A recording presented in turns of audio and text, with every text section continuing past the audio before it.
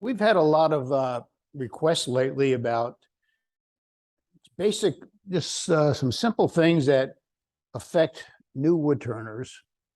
And this is a segment that we're going to try to do at all of our meetings, just a few minutes and discuss some simple little things. Like today, I'm going to talk about what is a tool when you go to turn, it skips on you.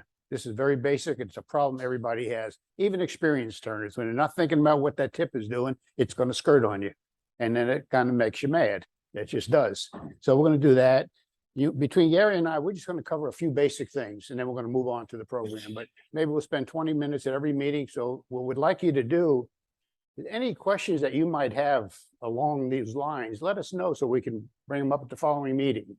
And I know we're all troubled by little incidental issues related to wood turning, and we accept it. I mean, you shouldn't accept it. You should figure out why it's happening and try to stop it. It's a lot more fun when you don't have any goof ups.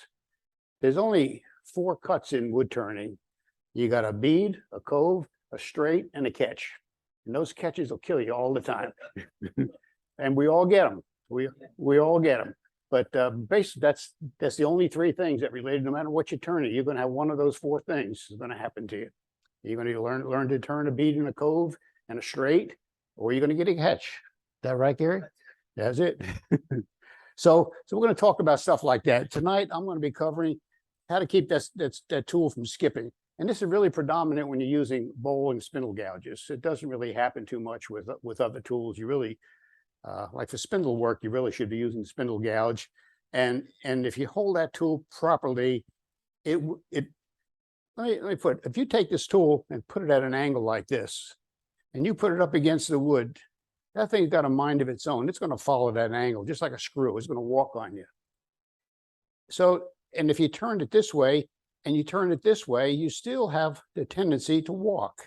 So you really have to do is make that tool vertical to the cut and just go in and start your cut. Once you got your cut started, it's not going to walk on you. So we'll go ahead and demonstrate that. Oh, there we go.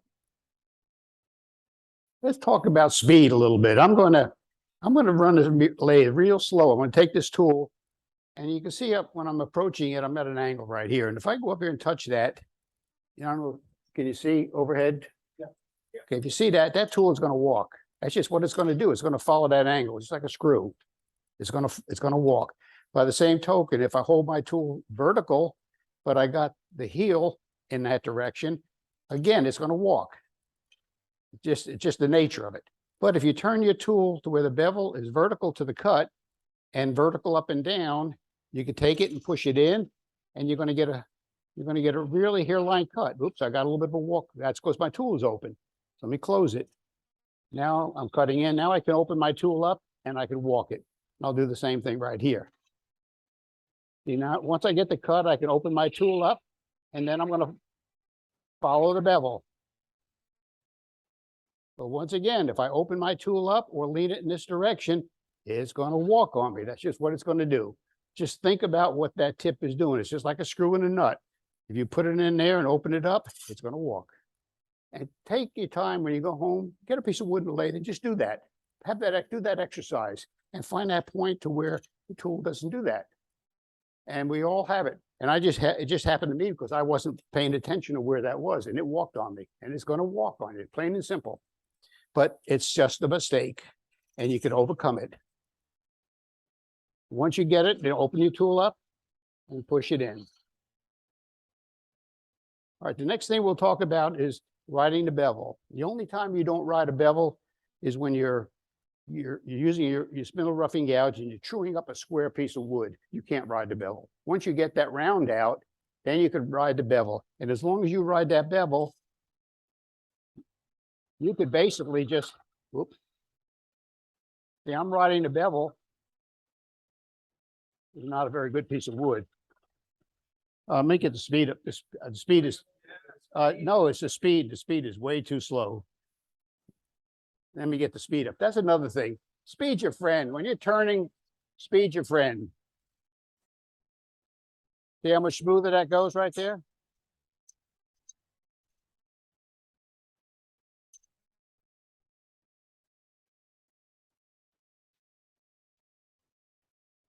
Yeah, I'm riding that bevel. I'm not forcing the tool is doing the cutting. These are things you should practice. And it takes a lot of time practicing, but that's how you solve that. That nice and smooth. But that's about it. Okay, that's for the first one. Speed. When you're doing spindle work, I'm not going to get into bowl turning. That's another animal. But when you're doing spindle work, and I also recommend new wood turners, leave bowls alone. Stay off of bowls. Once you start turning bowls, it's hard to turn spindles. And I don't think you ever become a good wood turner until you've mastered spindle turning. Bowls, anybody can do bowls. They're hard to do, but you could master bowls. It's a whole lot harder. It's easier to learn to use your tools on spindles than it is on bowls. Because bowls, you've got pretty well, you're roughing it. There's not much finesse in bowl turning. Spindle work, there isn't. I'm sorry. I think there's more finesse and detail in spindle work than there is in a bowl. A bowl, if you make a mistake, you got plenty of room to correct it. A lot of times in spindle, you don't. You're dealing with a pretty small item like a finial or something like that. You don't have a whole lot of room for mistakes. But a bowl, you can change the shape of a bowl if you screw up, but you can't do it too much on these. So that's what I recommend. But I do recommend. I've been turning about 30 years, and I can honestly tell you the people who start out spindle turning become better wood turners. You could always become a bowl turner once you learn spindle, but if you become a bowl turner, it's harder to make the transition to spindle work. That's my idea, me personally, and there's a lot of good teachers online that will tell you the same thing.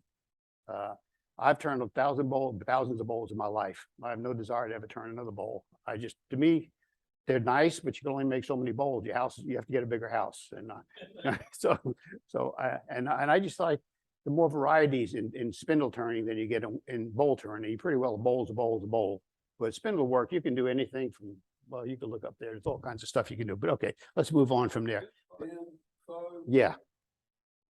The guy that taught him how to turn. Yeah. Gave him a box of sticks. Yeah. All he could do was out of them the spindle turning. Yeah. And he did the first box. And he said, "Now can I start doing it?" He said, "No, Nope. that was just the first box." Yeah. And he basically said he turned spindles for almost a year. Yeah. Learn. This guy would say, "Okay, now I'll show you how to do something." You learn more about the mechanics of the tool doing bolt beads and coves, how you turn that tool, which you don't really get in bolt turning. You're putting that tool in and you're doing a big pull cut, and you really don't change the angle of the cutter or anything unless you're down at the bottom. You know, it's really. What's your thought about those tools with the combine? They're good. They have their place. I use both. There are some people that refuse to use carbides. I think they're great. I use them. Depends on what I'm turning. I'm turning some boxes right now, some lidded boxes. I'm using carbide inside. I bought one of those round. Well, it's a hollow. It's I don't know what it's called, but it's a ring. It's a ring tool. It's got and I've used that now to hollow it, and I love it. And then I'll take the carbide or a scraper, either one, to true it up. But I like that tool. I mean, but I'm not crazy about bowl gouges. I use them occasionally, but I would rather use a carbide inside of this. Now, if I'm going to do a big bowl, I don't know if I'd use carbide tools for doing bowls. That's right. But don't rule out carbides. But I do say this: don't start using carbides in place of this. You'll never learn to use this tool if you start using carbides. Carbides is a supplemental tool. If you want to learn to be a wood turner, learn to use your gouges, your spindle and roughy gouge, spindle and bowl gouges. That's really where you really learn to do the mechanics. Now you can do any kind of a cut you want, scrapers or any kind of detail tools, whatever, and never use one of these. But I like to use these but that's me personally. But yeah, I also tell you this: I did some Norfolk Island pine. I don't know if you ever turn any of that, but it's got real softwood and knots in it. Those knots are hard as a rock. I found my carbides hollowed better than a conventional tool because it doesn't affect the transition from hard to soft wood as easily as you would with a gouge. A gouge will want to bounce inside there on you. So there is a place for it. So, and next question to prevent a catch, and then I'll turn it off.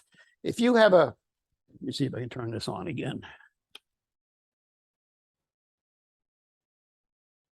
On this tool here, let me get a different tool.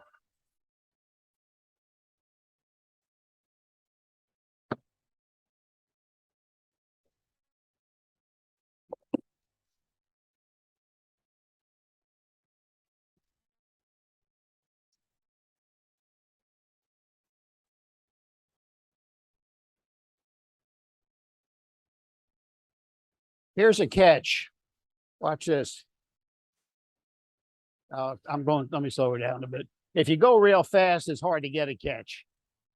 But a catch is, if you approach a piece of wood at this angle right here and it's turning, it's going to catch that end and it's going to flip on you.